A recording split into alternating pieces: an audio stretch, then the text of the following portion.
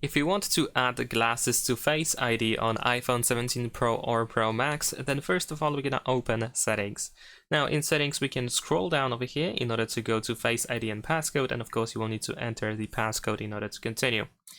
Now before we can actually add glasses to Face ID, if you have Face ID set up, then you will need to enable Face ID with a mask. So you need to turn it on, choose Use Face ID with a mask, and you will have to scan your face again.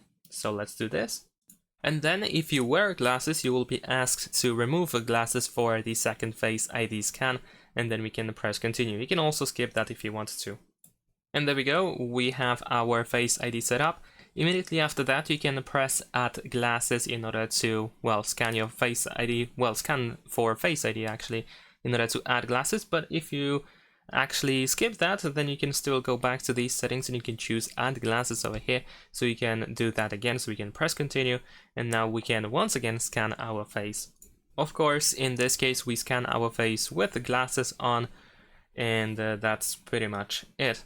Now of course you can keep adding glasses if you want to, if you have, for example, different glasses that you wear throughout the day. And that's pretty much it. Thanks for watching, leave a like and subscribe.